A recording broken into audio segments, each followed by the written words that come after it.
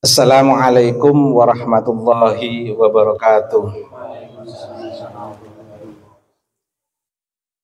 Bismillahirrahmanirrahim. Alhamdulillahi rabbil alamin. Allahumma salli wa sallim wa barik ala sayyidina wa maulana Muhammadin wa ala alihi wa ashabihi wa zurriyatihi wa man sara ala nahjihi ila yaumil qiyamah. Raditu billahi rabba wa bil islami dina wa bi muhammadin nabiyya wa rasula.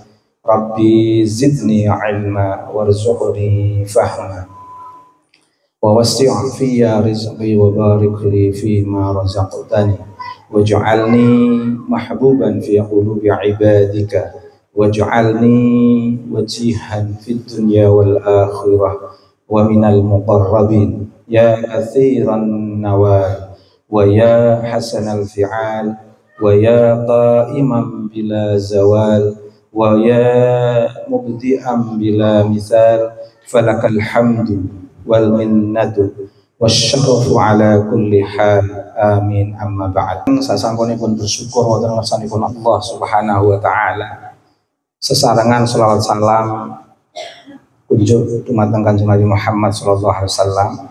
Lan inggih ta'ziman wa ikraman kaula dumateng para alumni angkatan 2023 nggih. Wonten kesempatan punika kula badhe niatake mawon napa ingkang dados tradisi keilmuan atau tradisi pengembangan keilmuan ingkang dipun diatake dumateng Mbah Tamam. Juga tentunya sanad Mbah Tamam dari kiai-kiai kajen, juga istifadah di beberapa pesantren yang lain. Tradisi keilmuan itu sama, sebagaimana tradisi keilmuan yang dibawa oleh Wali Songo terkait dengan prinsip akidah Ahlus Sunnah wal Jamaah. Uang ngerayangi saya ini sebenarnya berada dalam makom apa? Saya sebenarnya berada dalam makom asbab atau berada dalam makom apa tadi?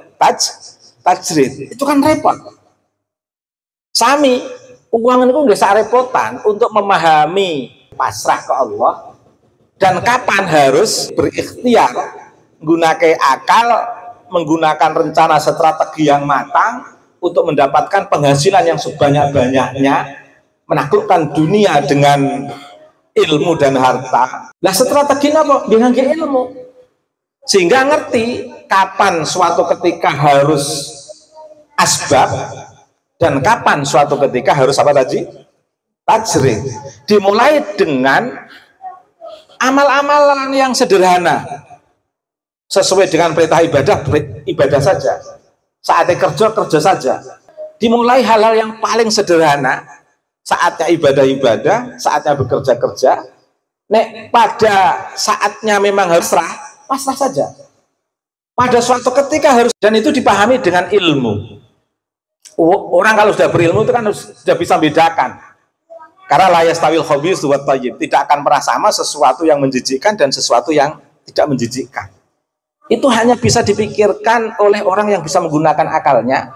Orang bisa menggunakan akalnya hanya bisa dipotensikan akalnya kalau bisa dikunci dengan ilmu. Sehingga istilah wong Jawa itu uang itu nek dingilmoni itu ngerti kapan harus merefleksikan asbab dan kapan harus merefleksikan tajrid. Ini harus dengan ilmu. Nah, Ahlus Sunnah wal Jamaah punika napa? Ahlus Sunnah wal Jamaah punika orang yang mengikuti sunnah. Karena ahlun itu juga bisa dimaknai sebagai pengikut. Maknanya akeh. Tapi yang paling gampang ahlun itu ya ahline. Nah, Ahlus Sunnah berarti ahline sunnah. Disebut sebagai ahline karena apa? Orang yang sudah memahami sunnah tidak hanya dari aspek atau sisi keilmuan, tapi juga memahami sunnah dari sisi perbuatan. Jadi sunnah Nabi itu tidak hanya dipahami dari akal, tapi sunnah Nabi juga dipahami dari sisi perbuatan. Sunnah Nabi itu merefleksikan pikiran manusia yang berada dalam ahlus sunnah itu, dan sunnah Nabi itu merefleksikan perbuatan manusia yang berada dalam ahlus sunnah itu. Nah, sunnahnya siapa pertanyaannya? yaitu sunnah Nabiul Mustafa Muhammad Sallallahu Alaihi Wasallam. Ada istilah wal jamaah. Apa itu wal jamaah? Yang mengikuti jamaah. Nah, zamannya Nabi jamaahnya dengan Nabi Muhammad Sallallahu Alaihi Wasallam. Zamannya sahabat jamaahnya dengan siapa? Sahabat. Zamannya tabiin jamaahnya dengan tabiin dan seterusnya. Ini kelompok-kelompok yang akan selamat ila yaumil qiyamah. Amin ya rabbal alamin. Nah, kalau di dalam lingkungan Nahdlatul Ulama, organisasi yang dipegang oleh Mbah Tamam, sekaligus Mbah Tamam juga jadi pengurus di dalamnya 2 periode Rais Suriah di PCNO Kabupaten Rembang, dan mengawal Basul Masail NO dari tingkat kabupaten hingga wilayah dan pusat. Seperti apa Ahlussunnah wal Jamaah kita itu?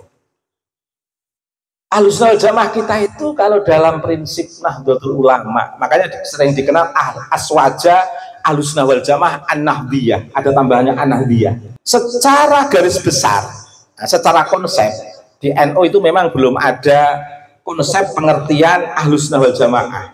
Makanya saya mencoba membantu menguatkan perspektif atau pandangan tentang Ahlussunnah wal Jamaah seperti yang saya sampaikan tadi. Di NU itu hanya menguatkan pengikut Ahlussunnah wal Jamaah. Apakah Ahlussunnah wal Jamaah itu?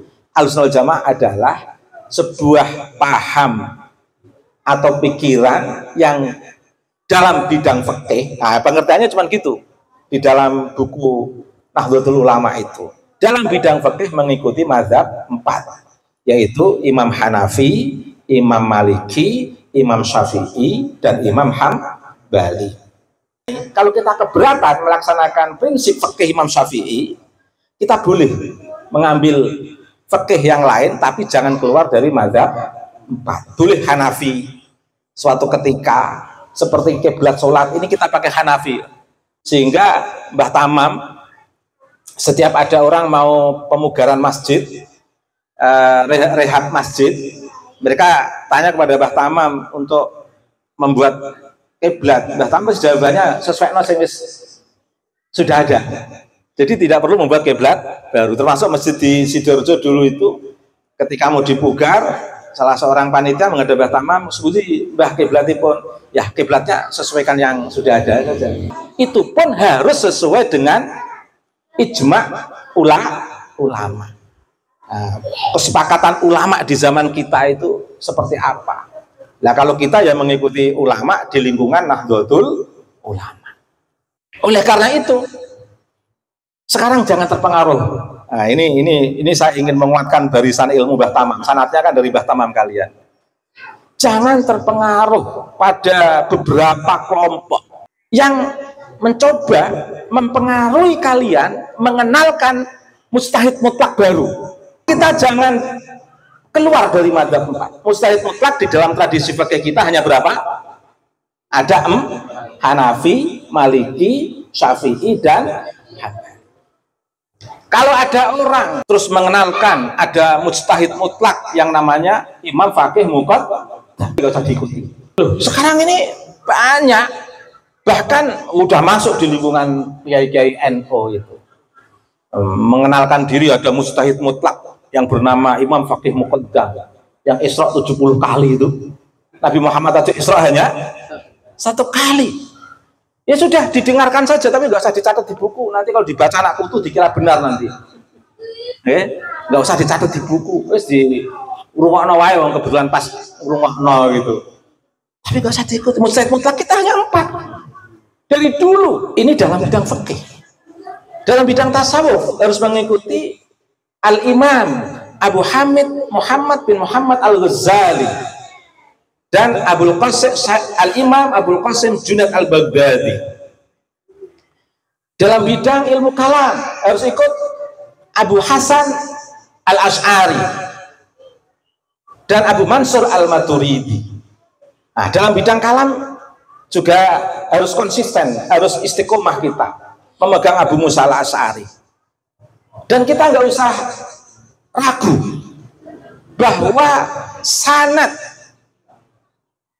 ilmu ahlus sunnah wal jamaah kita itu betul-betul tersambung ila Rasulul Mustafa Muhammad sallallahu alaihi wasallam, dari Mbah Tamam ke guru-gurunya sampai Wali Songo sampai Nabi Mustafa Muhammad sallallahu alaihi wasallam.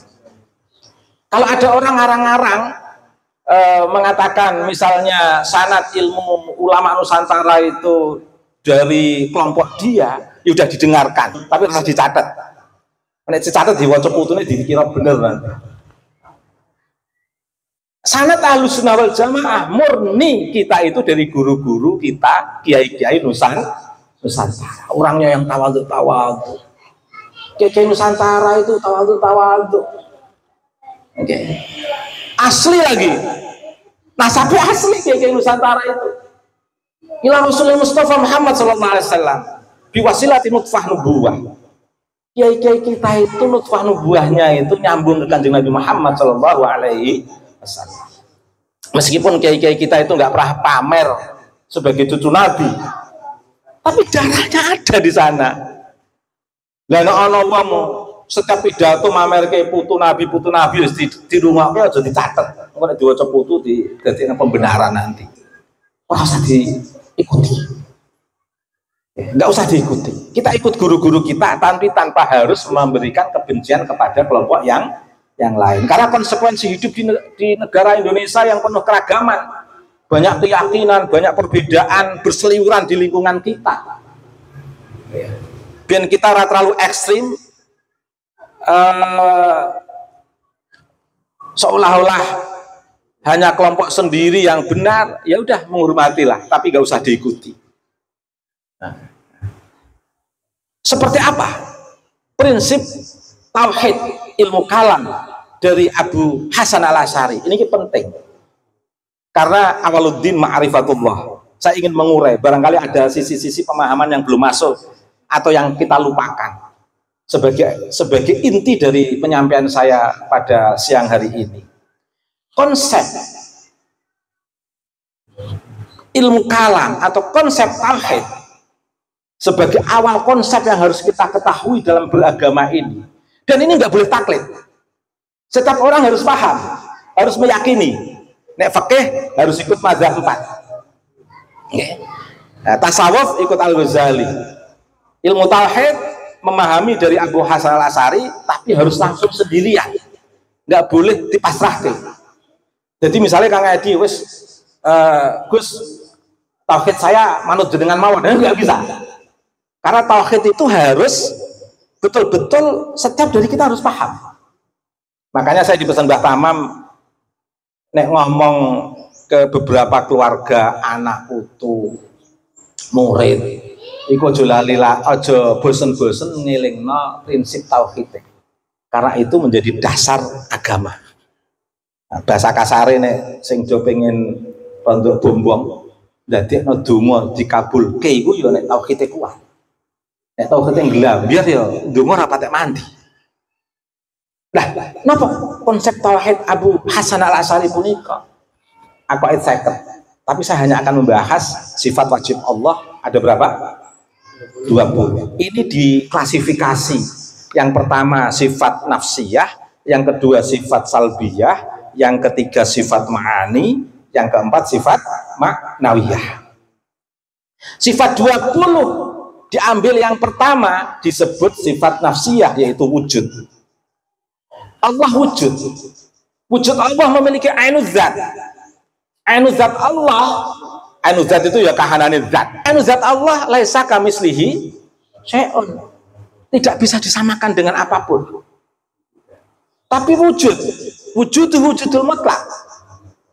Wujud Allah memiliki ainuz zat, dan ainuz zat yang menjadi satu identitas wujud itu wujudnya adalah wujud mutlak. Mengapa dikatakan mutlak? Karena tidak bisa dibatasi. Seperti kita semua tidak bisa menyaksikan Allah dengan mata kita, karena Allah tidak bisa dibatasi oleh mata. Tidak mutlak lagi nanti kalau Allah bisa dilihat oleh mata. Sesuatu yang mutlak itu sesuatu yang tidak bisa dibatasi. Wujudul mutlak maujudun bila makan. Wujudnya tanpa tempat. Lah, awas, di sini saya mengingatkan, memaknai kata maujud jangan dimaknai sebagai makna maf'ul.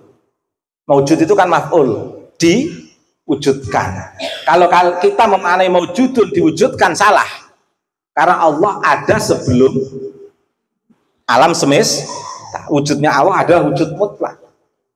Makanya memaknai maujudun jangan dimaknai diwujudkan. Kalau diwujudkan berarti kan bukan mutlak. Memaknai maujudun harus dimaknai sebagai zat yang bisa dirasakan wujudnya.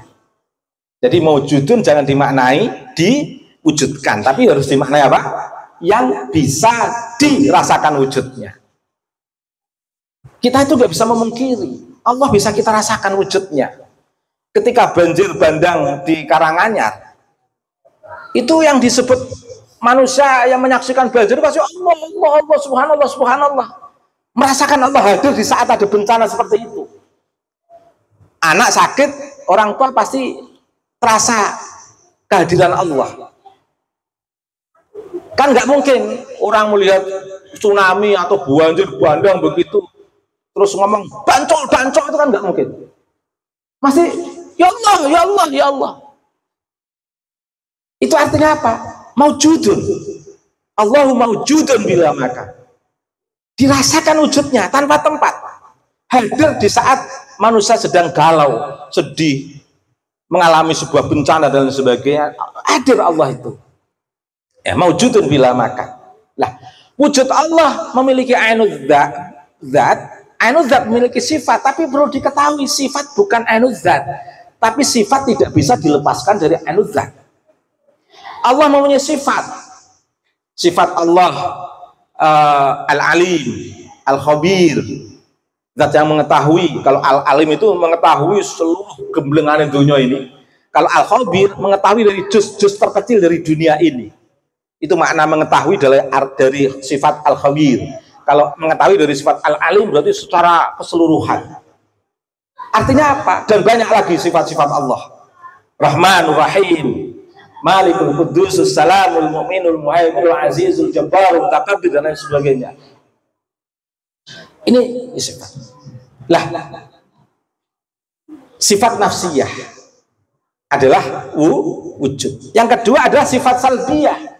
Sifat salbiyah itu apa? Sifat yang memastikan eksistensi keberadaan Allah dan meniadakan mereka yang tidak punya hak terhadap sifat salbiyah ini.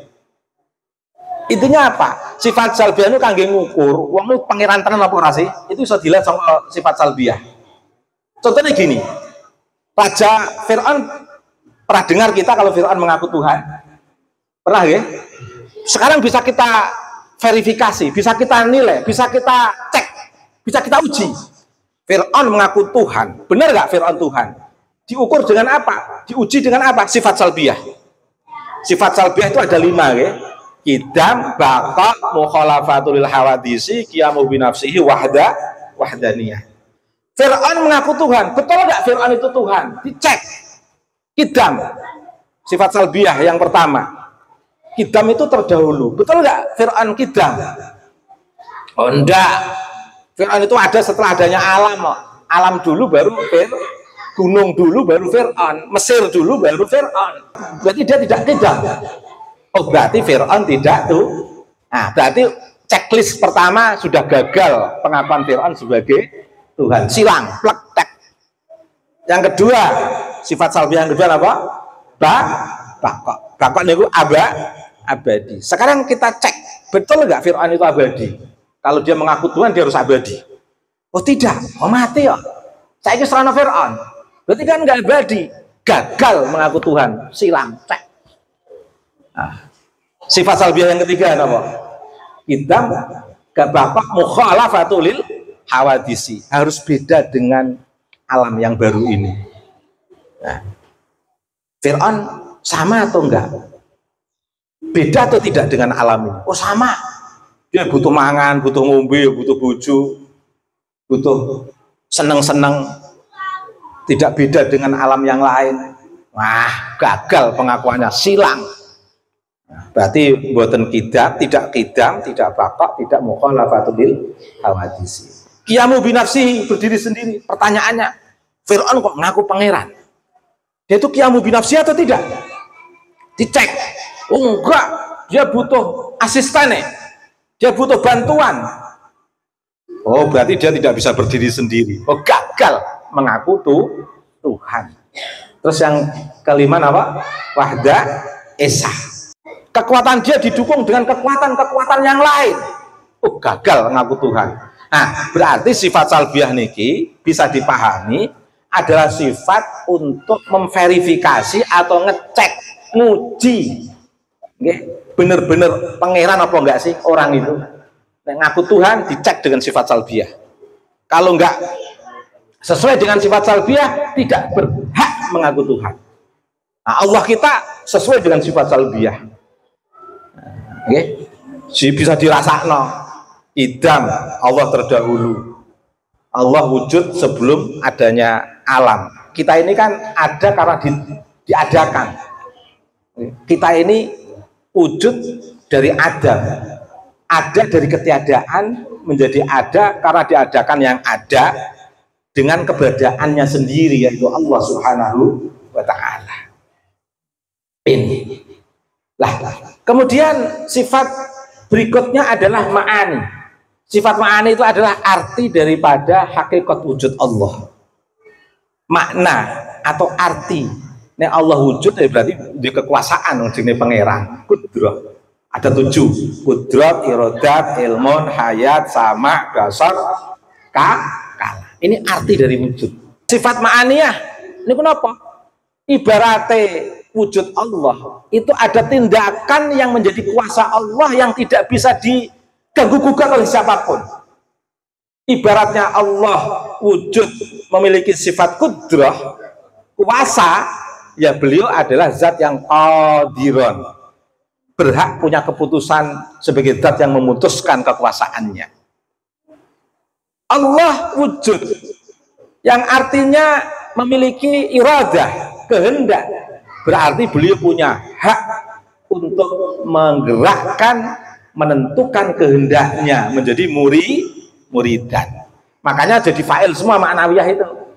Kudrat menjadi qadiran, iradah menjadi muridan, kalam singkat, kalam menjadi mutakaliman. Ilmu seperti ini dari mana? Dari Sunan Ampel yang membawa konsep tauhid di Nusantara ini adalah Wali Songo. Sumbernya dari mana? Sunan Ampel putranya Ibrahim As-Samarqandi. As-Samarqandi itu bukan dari Yaman, bukan dari Hadramaut, namanya aja As-Samarqandi, Samarkand. Syekh Ibrahim As-Samarqandi bin siapa? Bin Syekh Jumadil Kubro. Syekh Jumadil Kubro punya istri namanya Sultanah Fatimah. Siapa Sultanah Fatimah itu? Adiknya Sultan Mahmud II Turki yang dikenal dengan Sultan Murad II. Sultan Murad II punya putra namanya Muhammad Fatih. Lah Muhammad Fatih itu ponakane Syekh Jumadil Kubro. Ponakane garwane Syekh Jumadil Kubro. Siapa Muhammad Fatih itu? Muhammad Fatih itu sosok yang pernah digambarkan Nabi ketika Umar, Utsman mau menembus Konstantinopel, bukan sakit nembus, tidak bisa nembus karena dipimpin oleh seorang raja yang sangat kuat. Kemudian Nabi bersabda, kelak Konstantinopel akan ditaklukkan oleh seorang pemuda yang gigih memegang ajaran seperti yang saya ajarkan. Lah, di saat itu juga Nabi pernah memuji sahabatnya yang bernama Abu Musa al-Asy'ari. Apa sabda beliau kepada Abu Musa al-Asy'ari? Wahai Abu Musa al-Asy'ari, kelak dari keturunan kamu akan muncul panji Islam. Lah, Abu Musa al-Asy'ari itu sahabat Nabi, punya generasi keturunan yang bernama Imam Abu Hasan al-Asy'ari. Jadi Imam Abu Hasan al-Asy'ari itu zuriyah dari Imam Abu Musa al-Asy'ari, sahabat Nabi. Siapa Abu Hasan al-Asy'ari? Abu Hasan al-Asy'ari adalah gurunya Muhammad Fatih, putranya Sultan Mahmud II. Muhammad al-Fatih belajar ilmu kalam dari Abu Hasan al-Asy'ari. Nurun no Sunan Ampel. dari bin Ibrahim Samarkandi bin Syekh Jumadil Kubro. Jadi sanad ilmu kalam kita itu dari Wali Songo. Termasuk tasawuf kita menggunakan Abu Hamid Muhammad bin Muhammad Al-Ghazali, Abu Junaid Qasim Al-Baghdadi, itu juga dari Wali Songo. Termasuk tokoh tarekoh kita yang sering kita hadroi dengan istilah Sultanul Aulia, siapa? Syekh Abdul Qadir Jilani, itu dikenalkan dari Wali Songo. Karena Wali Songo punya silsilah nasab yang bersambung sampai Syekh Abdul Qadir Jilani sampai kepada Nabi Mustafa Muhammad SAW. Makanya tidak salah ketika wong-wong desa-desa dari pelosok-pelosok nek tahlil tetap ila hadrati Sultanil Aulia Syekh Abdul Qadir Al-Jilani Al-Hasani Al-Husaini. Praktis sanad kita semuanya dari guru-guru kita Nusantara hingga Wali Songo. Mengapa? Enak. Wali Songo itu menyebarkan ilmu itu tidak dengan nasab. Anak putu Wali Songo itu nikah dengan siapapun bebas. Yang penting syaratnya bil ilmi wat tuqah. Lanang wedok padha ae nek ijeh nyambung tetep ana nutfah nubuwah ila Rasulul Mustafa Muhammad sallallahu alaihi wasallam. Mulane anak putune Wali Songo ora do ngendelke nasab, kudu lanang. Lawe apa wedok lah iku ya tetep ana nutfah nubuwah ila Rasulul Mustafa Muhammad sallallahu alaihi. Itulah sebabnya para kiai-kiai banyak yang enggak punya catatan nasab. Karena lanang wedok padha ora kuwatir dadi wedok ya ijeh ana darahe Kanjeng Nabi, dadi lanang ya ijeh ana darahe Kanjeng Nabi. Enggak bisa diejek. Karena nutfah nubuwah ini nggak bisa dibohongi. Selain itu, Wali Songo mengajarkan kepada anak cucunya, yang penting itu bil ilmi wa tuqah. Sehingga genealogi keberlangsungan keilmuan Wali Songo itu bisa lewat nutfah nubuwah putra putri dari dzurriyyah Wali Songo, juga bisa lewat para santri yang belajar dari Wali Songo. Sehingga keluarga semuanya sama seperti Nabi, mengakui keluarga tidak hanya yang bernasab dengan Nabi. Salman Al-Farisi tidak dari nasab Nabi, tapi dikelola alun Nabi, alul bait Nabi, Salman Al-Farisi. Makanya jangan terhipnotis oleh kelompok-kelompok tertentu yang mengatakan kalau kamu baca sholawat di dalam sholat, Allahumma sholli ala sayyidina Muhammad wa ali Muhammad, itu berarti kamu menyebut mereka yang punya nasab dengan Nabi. Yang tidak berarti tidak masuk dalam kata ahli. Salah besar kata-kata itu. Semua orang masuk kata alun, asal muslim, mukmin. Jadi nek Kang Kiai Edi maos wa ala ali Muhammad, itu ya maca zuriyah Nabi, ya maca seluruh umat Islam. Seluruh umat Islam masuk dalam kata alun ketika kita baca sholawat. Allahumma sholli ala sayyidina Muhammad wa ala ali sayyidina Muhammad. Ini berarti juga kepada orang yang punya nutfah nubuwah kepada Nabi, baik dari laki-laki maupun jalur perempuan, dan mereka yang menjadi umat Islam.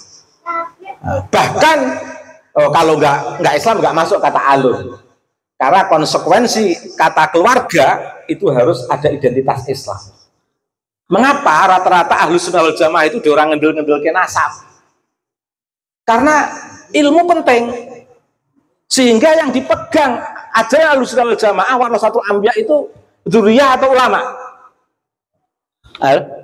Ulama. Warasatul anbiya, al ulama warasatul anbiya, bukan az-dzurriyyah warasatul anbiya. Ulama yang menjadi pewaris para nabi. Mulanya kiai-kiai itu keren. Gentle kiai-kiai itu. Kalau punya anak nggak bisa ngaji, ya udah cari mantu yang bisa ngaji. Beda kelompok-kelompok tertentu. Bu anak ayu iso ngaji, ya tetap kudu anak sing ganti. Ini kalau saya nggak bisa ngaji, mungkin juga nggak diundang oleh alumni loh saya ini. Ini nyatanya dulurku ya akeh, saya diundang ya saya iso ngaji. Apakah salah? Enggak. Ini konsekuensi menjaga warasatul menjaga keilmuan yang bersambung ila Nabi Mustafa Muhammad sallallahu alaihi wasallam. Maka kiai-kiai itu wes Makanya banyak kiai yang mengambil menantu dari santri yang paling alim dengan harapan bisa mengganti pembelajaran di pesantrennya atau di lembaganya. Maka saya juga ngomong sama anak saya, kamu orang iso ngaji, orang kanggo juga kamu, nggak peduli kamu anak saya begitu. Saya katakan begitu. Kamu itu nggak peduli, kamu nggak bisa ngaji. Tetap yang dipakai yang bisa ngaji. Karena apa? Tradisi Ahlussunnah wal Jamaah itu adalah tradisi menjaga al-ilmu wat taqwa, menjaga keilmuan dan ketakwaan, bukan menjaga kenasapan. Agama Islam itu bukan agama nasab. Agama Islam itu agama bil ilmi wat taqwa, tanpa membeda-bedakan. Semuanya sama. Sudah menjadi status umat min ummati Nabi Muhammad SAW itu sudah luar biasa. Sehingga nggak perlu minder, nggak perlu ada perbedaan kelas. Anak saya dengan kalian sama, saya dengan kalian semua sama. Yang membedakan khairukum atqakum, atau dalam Al-Qur'annya inna akramakum indallahi atqakum. Ada juga lagi walaqad karramna bani Adam, yakti temen ustaz mulia anu anak putu Adam. Malah kadang-kadang malah kesandung sing nganggep paling mulia nasabe dhuwur dicek malah ora cocok kabeh itu. Berarti kan jadi persoalan. Paling sama dicek bener kabeh. Sing ngaku-ngaku nasab Nabi dicek malah ora cocok kabeh niku. Kesandung akhirnya. Becik ke titik Allah ketara.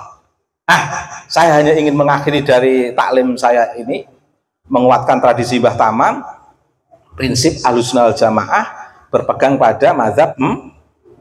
Yang ana wong mengatakan ada mujtahid mutlak selain mazhab 4, ojo dipercaya. Pegang itu. Tasawuf ya tasawuf, tapi jangan menyimpang dari prinsip tasawuf yang diajarkan oleh guru mulia Al-Imam Abu Hamid Muhammad bin Muhammad Al-Ghazali dan Al-Imam Abul Qasim Junaid Al-Baghdadi. Ilmu kalam, ajaran-ajaran tauhid ikut Abu Hasan Al-As'ari. Orang sah mengikuti ajaran-ajaran halu-halu itu yang Isra Mi'raj 70 kali mengatakan mohon maaf ini ilmu ini ya. Ini karena meluruskan keilmuan. Ada orang mengatakan Habib bodoh jahil lebih mulia daripada 70 ulama. Enggak usah diikuti itu. Ulama warasatul anbiya. Habib mengandalkan kenasapan, sementara ulama betul-betul menjadi warasatul anbiya. Enggak bisa, ya tetap mulia ulama. Kalau jadi nikah kalau sesama muslim siapapun boleh asal sama-sama muslim. Banyak ajaran-ajaran yang di luar tradisi kita. Di rumah tapi jadi catat. Kita berpegang pada ilmu yang bersumber dari mustahid mutlak kita, mazhab 4, tasawuf tadi, ilmu kalam, Abu Hasan Al-As'ari, Abu Mansur Al-Matu. Ini ilmu semua yang bersumber dari wali songo. Lah, kalau ada kelompok lain dalam konteks ini misalnya ada Habib yang ngomongnya kok sesuai dengan mazhab 4 diikuti, sesuai dengan Imam Ghazali diikuti, kalau ilmu kalamnya sesuai dengan Abu Hasan Al-As'ari diikuti. Istifadah ilmu dengan ulama siapapun. Kalau ada Habib berilmu ya diikuti. Tapi kalau ilmunya menyimpang dari prinsip ajaran yang diajarkan Mbah Tamam di dalam lingkungan tradisi pesantren Al-Falah atau madrasah Mambaul Falah, kalau ada yang berbeda nggak usah diikuti. Dan ini tradisi keilmuan yang harus kita jaga ila yaumil qiyamah. Amin ya robbal alamin. Dan ini tradisi yang terbesar. Kalau ada kelompok-kelompok yang bau-bau Syiah, bau-bau Wahabi, ya ojo geting. Ambil hikmahnya, nek sing apik diterima, nek sing ora apik ya dihapus, di-skip ngoten mawon istilah zaman saiki. Ini ilmu yang bersumber dari ulama yang turun-temurun dari Nabi, sahabat, tabi'in sampai ke Mbah Tamam dan sampai kepada kita semua. Ini akhir yang bisa saya sampaikan, hanya menguatkan ilmu yang sudah dipahami teman-teman dari Mbah Tamam tanpa mengajak kebencian kepada kelompok manapun, tapi ingin meluruskan keilmuan kita tanpa membenci siapapun. Ilmu harus disampaikan dengan cara terus terang tanpa benci. Nah, kalaupun bergesekan dengan kelompok-kelompok tertentu, itu hanya untuk biar kita tahu wilayah kita, bukan berarti untuk membenci mereka yang menjadi kelompok selain kita. Karena kita hidup di tengah negara Kesatuan Republik Indonesia ini yang penuh keanekaragaman dan Bhinneka Tunggal Ika. Kita menghormati yang lain, tapi bukan berarti kita mengikuti semua ajaran yang lain. Kita harus punya real sendiri, punya komunitas sendiri, punya kelompok sendiri yang harus kita pertahankan sebagaimana yang diajarkan oleh Mbah Tamam, dari guru-gurunya sampai ke Wali Songo, dari Wali Songo sampai kepada tabi'in, dari tabi'in sampai kepada sahabat, dari sahabat kepada Nabi Muhammad Shallallahu Alaihi Wasallam. Nah, kalau sudah seperti ini, kita akan memandang orang dari ilmu dan takwanya, bukan dari jubah, tebalnya jubah, bukan dari tebalnya gamis dan lain sebagainya. Karena prinsip al ulama warasatul anbiya. Demikian, semoga bermanfaat. Akhirul kalam, wallahul muwaffiq. Wassalamualaikum warahmatullahi wabarakatuh.